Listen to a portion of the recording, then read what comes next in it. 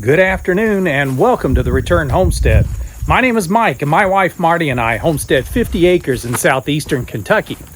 Today we're back in the remodel again. We've got some work to do in there to get ready to paint the kitchen. So we're just doing all the touch-up work to get us ready to spray the paint on. Marty's got a bit of a project she wants me to work on for her to help her finish up the bedroom. And we're going to get down here and get busy. We've had a lot of rain today. That's what's kept us from getting the video going and getting busy, but the rain has stopped for a little while. We still got some gray clouds coming on the horizon, but we're going to be down here in the remodel so we can still get plenty of work done.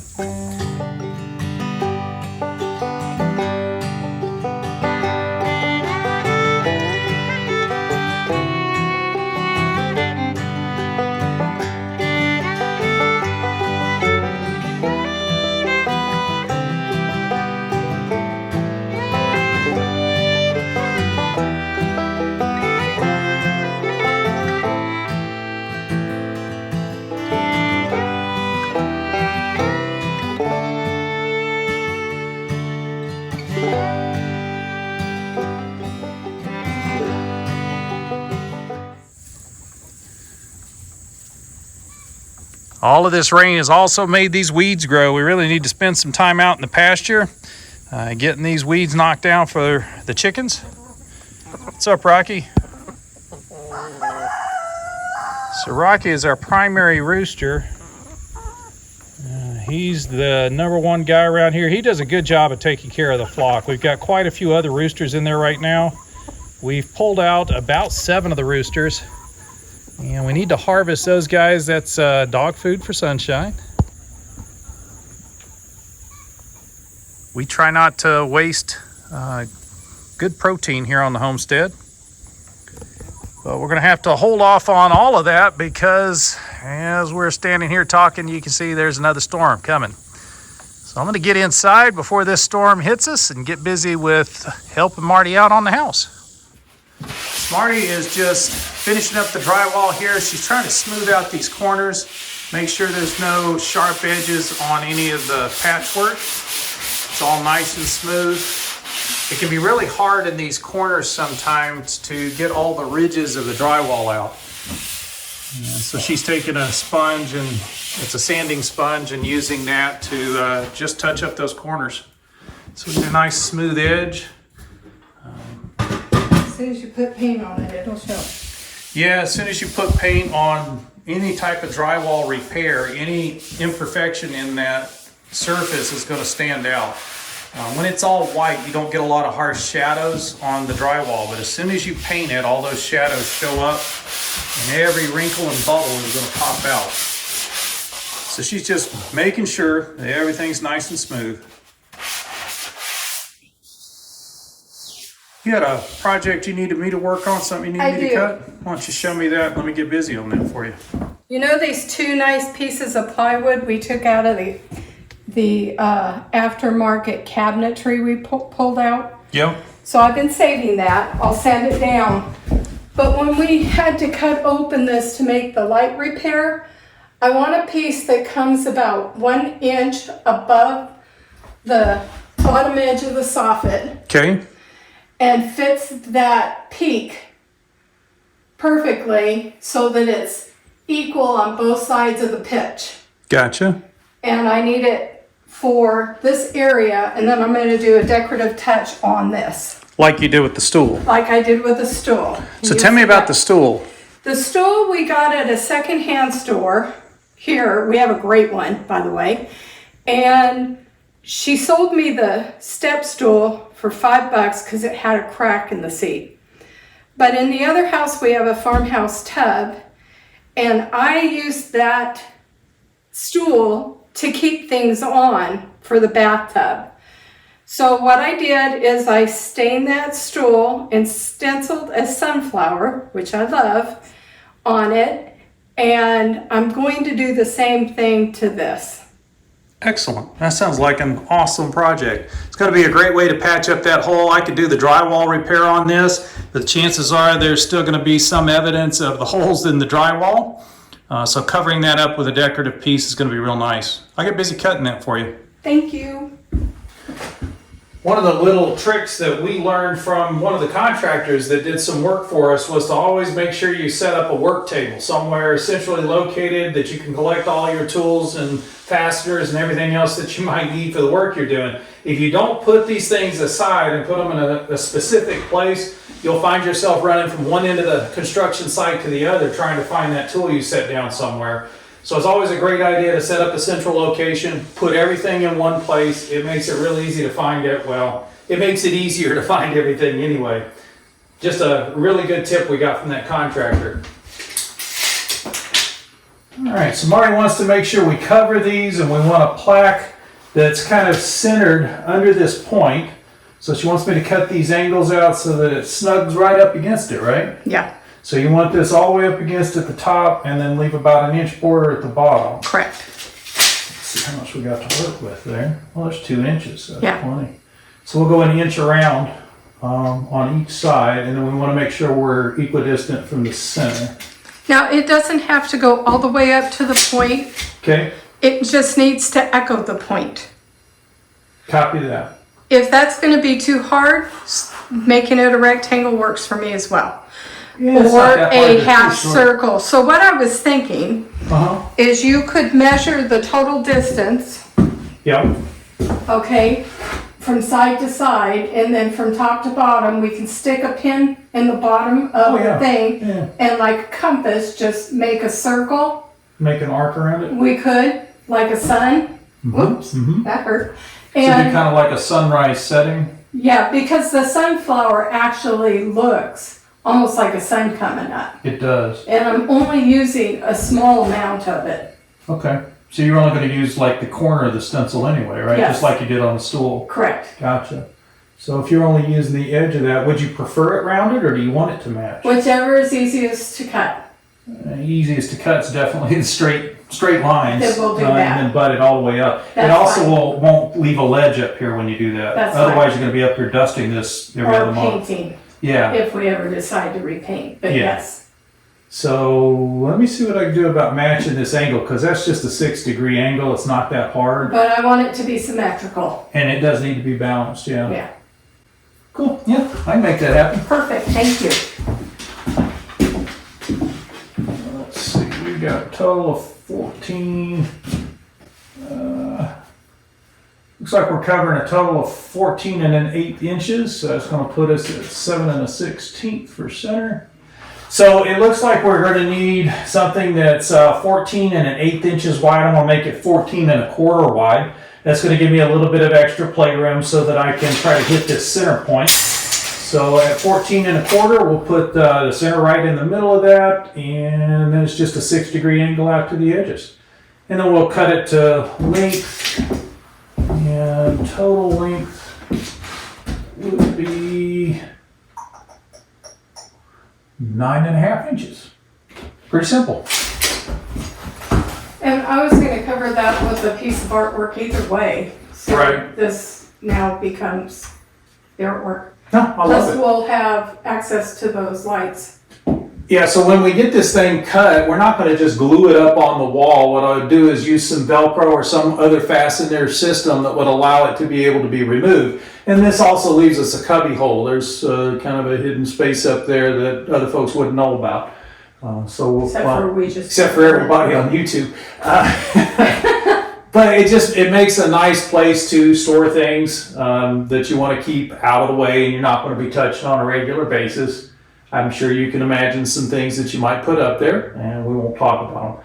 So we'll put them up there, and that way we can remove that if we need access, but it's also pretty when it's done. Yeah, we'll make it decorative. We'll make it look nice. It'll be artwork.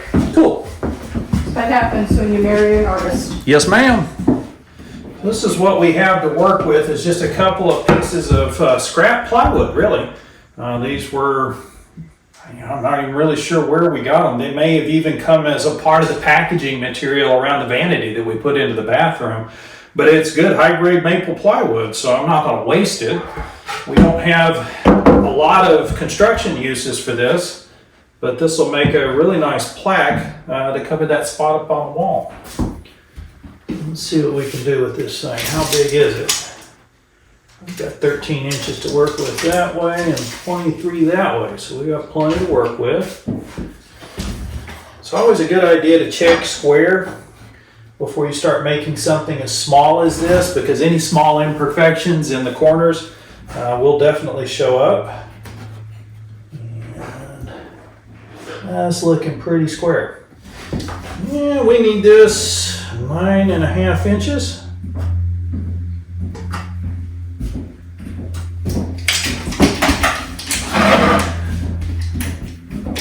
14.25.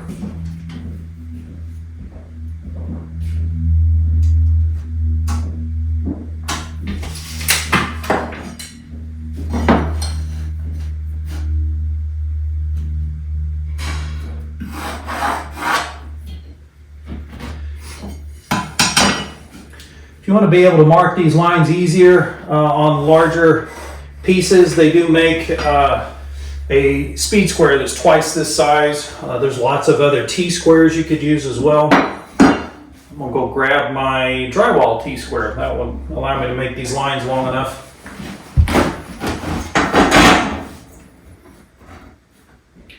Yes, it can be a little bit awkward working with such large tools on small pieces, but they function the same way.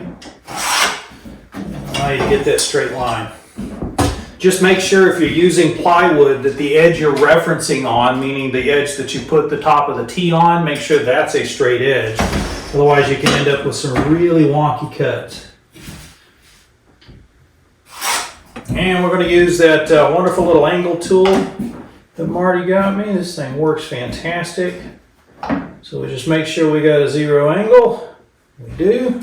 And all we have to do is pull this up to 6 degrees. So to make the cut for the top so that we get the peak to match the angle of the ceiling, all I've done is set this to a 6-degree angle. And then we find the center of our piece, which is at 7 1/8 inches. And we want to see that 7 1/8 right on the edge where it is. Once we have that marked, it's just a matter of flipping the tool over and sliding it into place. So once we put the tool in place, we want to make sure that it hits the peak on this side and that it also crosses the line where we're going to be cutting. And that's going to be our 6-degree angle we need to match up with the trim above. We'll do the same thing on the other side. And these are really short cuts. I mean, I'm not cutting more than a foot or so. It's only 7 inches. So I'm not really worried about that getting super crooked while I'm running the saw on it. I could use a table saw to cut this out, and I think I may actually do that for these edges because those do need to be straight. So I'm going to go get the table saw set up. We'll cut this out, and then I'll free cut the top portion.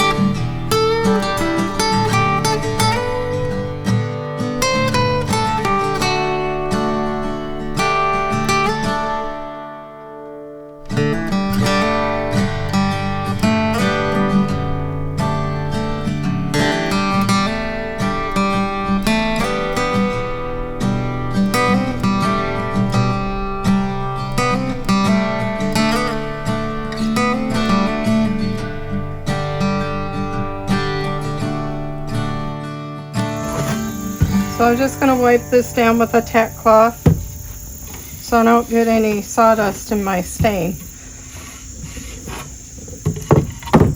This stain is my favorite. It's early American. Is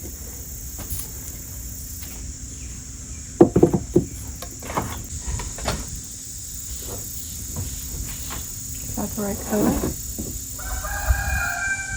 Early American. Looks really dark on this wood. It does. Well, that maple is going to darken up quite a bit with that early American. So, You're used to putting it on pine. yes, but that's okay because if you wipe it right off, oh, it's still going to be dark Yeah, it's going to be much darker. than I thought. Wow, that's pretty. It is pretty. It is pretty. Look at that. That grain pops out real nice. It does. Can you imagine if I'd have put walnut on it? It would have been way too dark. Uh-huh. That's going to make it's the same color as the stool. Yeah. Yeah. It just looks different. Looks different. You get different grain structure there. Mm-hmm. Yeah, that stool is pine.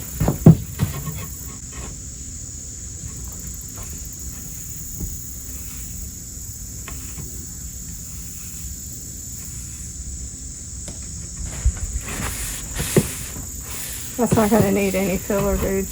Looks good. Mm-hmm. Just remember when you're laying in bed, you can look up and see that. No, I won't. My head will be the other. Oh, that's right. It will be underneath the soffit. That's right. You'll be underneath the soffit. Yeah.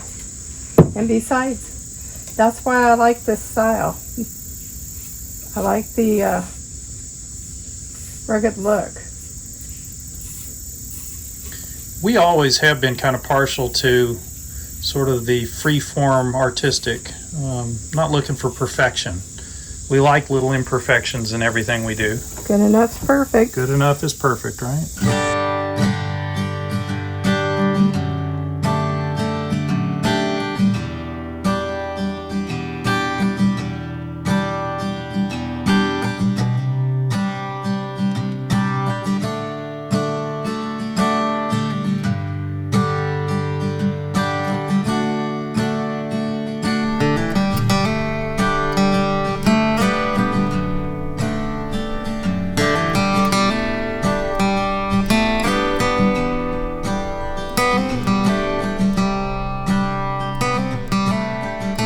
To do is I took the portion I wanted and I put it on there, and you're going to take your brush and you're going to dab it. If it bleeds over, it's okay because I'm going for a very rustic look. Now I'm going to let this dry just a little bit, and then I'm going to lightly sand it to age it. What I'm trying to decide is if I want something in the other corner. And these stencils, there's a bunch of them. If you're interested in knowing where I got them, just put a note in the comment and I'll link you to them. I think I only paid like $14 and there's like 10 of them. Guys, I'm sorry we didn't get Marty actually painting the stencil on here because the cameraman couldn't remember to hit the button. So you're just basically stamping. With chalk paint, it's super easy to work with, and as you can see, the paint got a little thick here. Don't worry about that.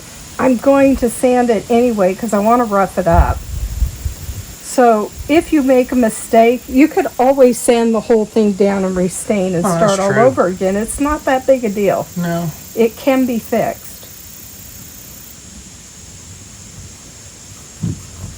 But I'm trying to get most of it off.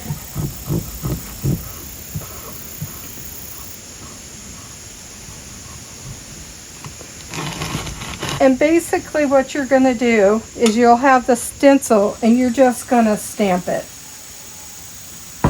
Here it got really thick, but the pattern's really light and I like it like that. So what I'm going to do is I'll let this dry now, and then I'm going to rough it up with sandpaper. All I'm using is a Rust-Oleum chalked. It's linen white. And then once it's dry, I'm going to go back over it with a clear coat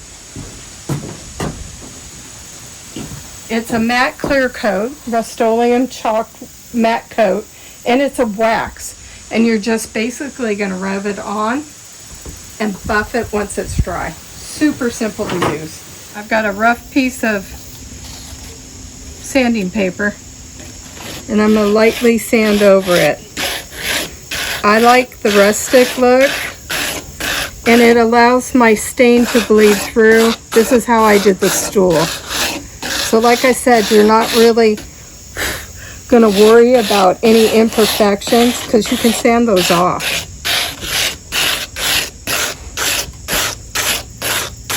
And as you, I don't know if the camera's showing it, but you're going to be able to bleed through some of that. Now these scratches that you're seeing, they'll go away because we're going to put that top coat on. And it adds to the patina of this. If you're a perfectionist, this probably won't work for you. And this is the part that got on too thick.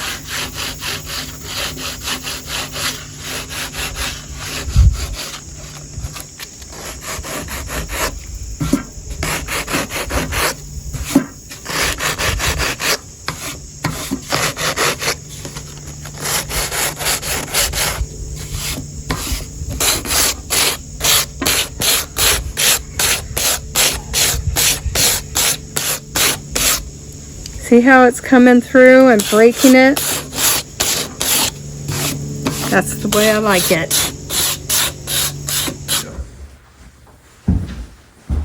So we took a scrap piece of wood, put a little artistic touch on it. I was going to hang a plaque there anyway, and I love the look of the boho, if you're familiar with the boho style, and I love that look. I love the way it pops with the light blue paint, and the problem solved. Now, anytime we want to take this down and work on lights or whatever, we can. So we installed this with just a single screw in the center. We were going to make this removable, but in the end, Marty didn't want it falling on our head in the middle of the night, and I can appreciate that. We do appreciate you joining us on the Return Homestead today. If you haven't subscribed to the channel yet, if you wouldn't mind, take a moment to go ahead and do so. While you've got that window open, hit the thumbs up button so the algorithm knows you enjoyed the video and they'll share it out with more people. We'll see you next time. God bless. Bye-bye.